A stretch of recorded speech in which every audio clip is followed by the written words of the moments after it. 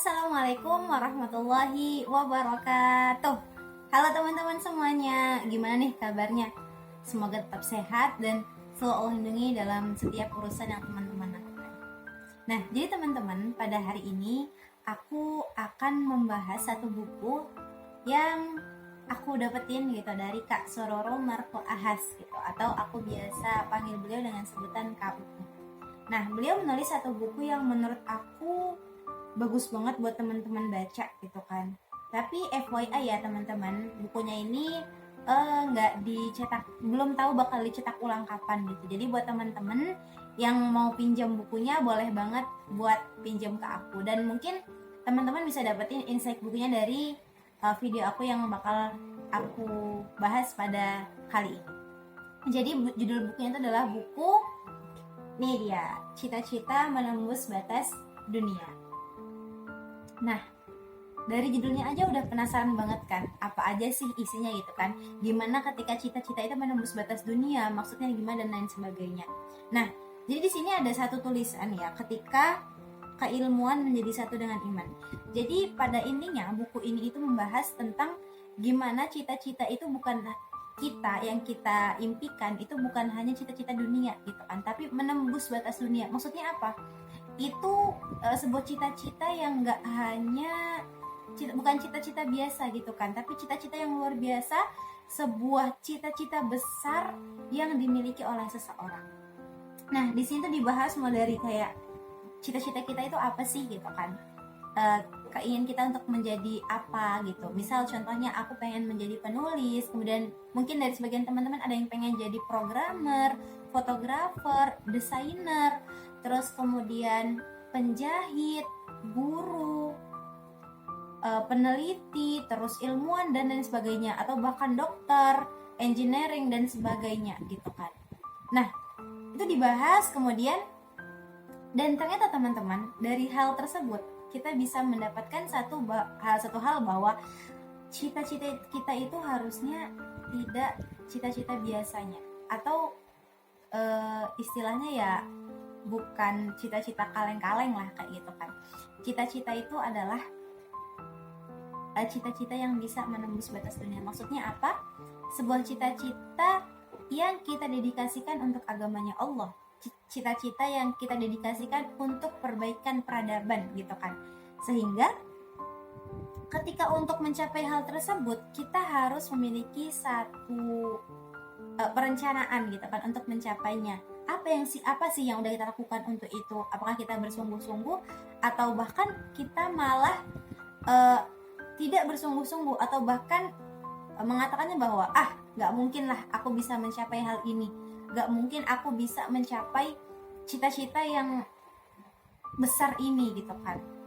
Padahal teman-teman, cita-cita apapun itu, sebesar apapun, setinggi apapun, percaya deh, kalau kita udah menyerahkan ke Allah, kita melibatkan Allah dalam setiap usaha kita dalam menggapai cita-cita tersebut, itu akan menjadi lebih menenangkan. Memang gak dijanjikan sih untuk akan mulus jalannya, enggak, tapi Allah bakal selalu bersama kita. Dan ketika Allah udah bersama kita, Allah udah ridho dengan cita-cita kita, maka apapun yang kita usahakan, Allah akan memberikan kemudahan kepada kita. Karena sebagaimana dalam surah Al-Insyirah, Allah mengatakan fa inna ma'al usri yusra, inna ma'al usri yusra. Bahkan Allah sampai mengulang 2 kali teman-teman. Untuk apa? Untuk menegaskan bahwa bersamaan dengan kesulitan pasti ada kemudahan. Gitu ya.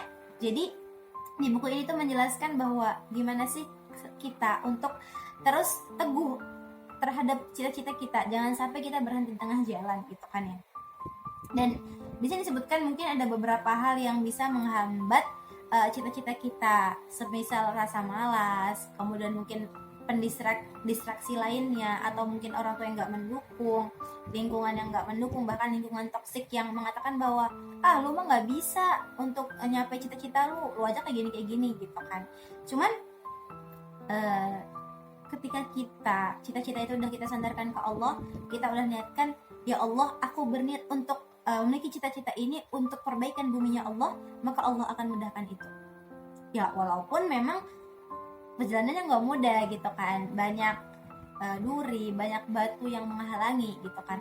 Tapi percaya deh teman-teman, ketika teman-teman udah punya niat gitu kan, udah punya niat untuk memperbaiki buminya Allah, maka teman-teman akan lebih mudah, akan lebih enjoy gitu untuk melaksanakan atau mengerjakan hal-hal yang berkaitan dengan cita-cita tersebut.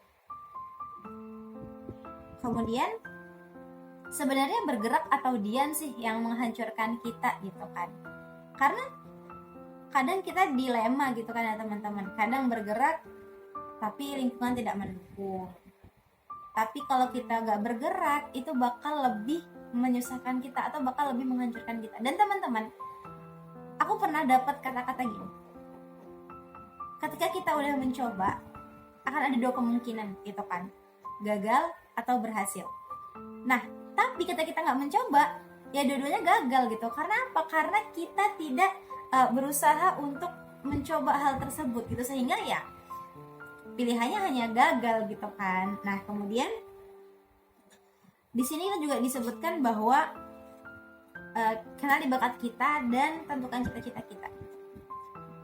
Setiap orang itu Allah ciptakan beda-beda dengan segala skillnya yang dimiliki, dengan segala bakat yang ia miliki, dan itu nggak bisa kita samakan. Contohnya, misal bahkan seseorang yang kembar sekalipun itu nggak bakal sama teman-teman. Ada hal yang berbeda gitu kan. Ada mungkin di antara teman-teman mau jadi ahli nih, suka dengan informatika, mau jadi programmer, atau mau jadi desainer dan lain sebagainya gitu kan. Itu bisa banget teman-teman gitu kan. Cuman balik lagi gitu kan, strong way kita untuk mencapai cita-cita itu apa gitu kan. Karena kalau keilmuan tanpa keimanan gitu kan, ketika keilmuan itu tidak dibarengi dengan keimanan kita, ketakutan kita kepada Allah, maka akan menimbulkan yang namanya kerusakan gitu kan. Coba teman-teman bayangin, berapa banyak orang sekarang yang menebang hutan, yang merusak bumi, membuang limbah di sungai, di laut, mengotori air, perairan dan daratan dengan alasan perbaikan. Padahal mereka melakukan kerusakan. Itu sama sih kayak yang Allah firmankan dalam Al-Quran, Zaharal fasadu fil barri wal bahri bima kasabat aydin nas gitu kan. Karena sebenarnya telah tampak kerusakan itu karena ulah tangan manusia gitu kan. Mereka mengatakan bahwa mereka melakukan perbaikan, padahal apa? Mereka melakukan sebuah kerusakan yang itu bisa berbahaya banget buat kehidupan kita ke depannya gitu kan. Jadi memang keilmuan ini harus dibarengi dengan ketakwaan kita kepada Allah, sehingga apapun kecerdasan, ilmu, pengetahuan yang kita dapatkan itu kita dedikasikan untuk li'la'i kalimatillah, untuk meninggikan kalimat Allah gitu kan. Jadi ketika teman-teman misal mau jadi penulis, desainer, terus penjahit, kemudian ahli bahasa, terus duta negara dan lain sebagainya, itu teman-teman boleh banget buat mencapai hal itu, buat mengusahakan cita-cita itu. Tapi ingat teman-teman, bahwa keilmuan kita, ilmu pengetahuan yang kita miliki harus dibarengi dengan keimanan dan ketakwaan kepada Allah. Agar apa? Agar ilmu pengetahuan yang kita miliki tidak menjadi sebuah perusakan, tidak menjadi sebuah kerusakan buat bumi Allah, tapi untuk perbaikan dan untuk meninggikan kalimat Allah Subhanahu wa taala. Jadi di buku ini kita dijelasin juga bahwa memang ilmu dunia dan ilmu akhirat itu nggak bisa dipisahkan. Ya memang basic kita atau bidang kita nggak bisa disamakan gitu, tapi jangan sampai terlalu mementingkan ilmu dunia sampai ilmu agama dilupakan, atau mementingkan ilmu agama tapi ilmu dunia ditinggalkan gitu. Karena itu harus balance teman-teman, harus seimbang gitu kan. Karena ya balik lagi, apapun yang kita miliki yaitu untuk perbaikan buminya Allah gitu teman-teman. Jadi itu sih yang dibahas di buku ini, dan semoga teman-teman bisa untuk mengambil sedikit ibroh gitu ya, atau hikmah yang disarikan dari buku ini.